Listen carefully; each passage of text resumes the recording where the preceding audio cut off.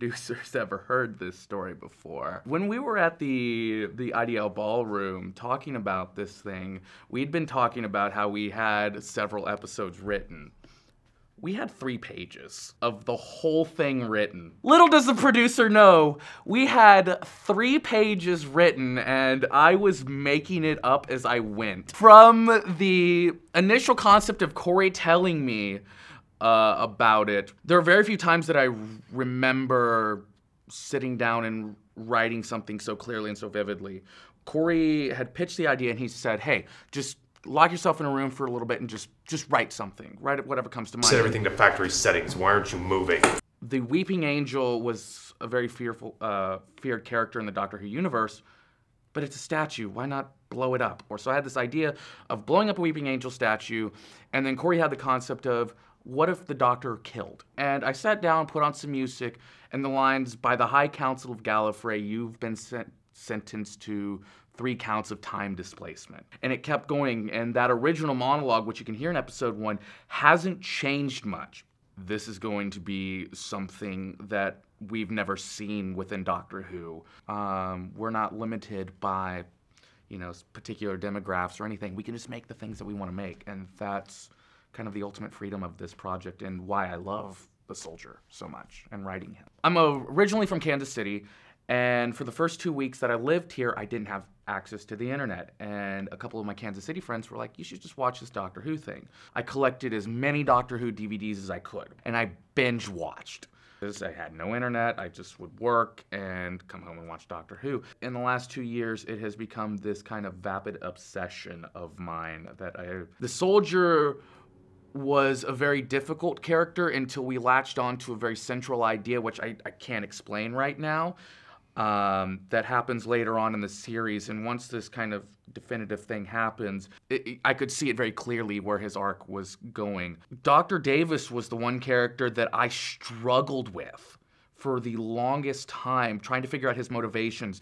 I liked the idea once I latched onto that the only goal Dr. Davis really had as a villain was just to not be a villain anymore. And that idea was the entire basis for the first episode in showing the Soldier's kind of moral gray area, Emily's heroicism. Dr. Davis to me is the linchpin between the two that kind of carries throughout the entire series, and trying to make that impactful in what is less than 20 pages. So I love directing the actors, they're fantastic. I love editing the piece, it's great, but I will always love just sitting down with a nice cup of like hot cocoa or tea or whatever, put on some music and just write. There's that, and then there's also developing the lore behind all the actions, that there are things that are happening in the first episode that won't pay off until season 3 of this whole thing, and we've thought that far ahead at this point. There's dialogue that's specifically put into this first episode that you're not going to see until 2 years from now. And having that kind of solid foundation for this just makes writing this whole thing just so easy. It practically writes itself. So why am I doing it? I love Doctor Who. I love writing. I love creating worlds. And after that initial first page that we had written, it was somewhere that I knew would be fun to play in. It'd be a fun kind of sandbox to develop things, and I'm pretty much exhausted at this point. Okay, if I can write and produce a movie, cool. About you. About me. And cast yourself in it. And cast myself in it. Who would you be? I would be, I mean, I've got to be either Rob, because he's just this sweet musk of manness, or I've got to be J. Michael Tatum because he has a career. If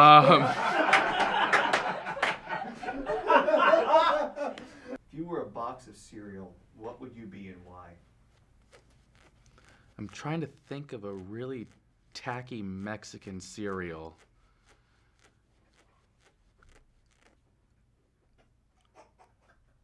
I'm just gonna be a box of refried beans. That's not a cereal, but I feel like it's appropriate. Oh God, that's really racist. You know what? I'll commit to the bit. So we Mexicans, no, we Mexicans, we just eat beans for breakfast, clearly, and live in little like huts and have siestas, you know. So that's just this interview.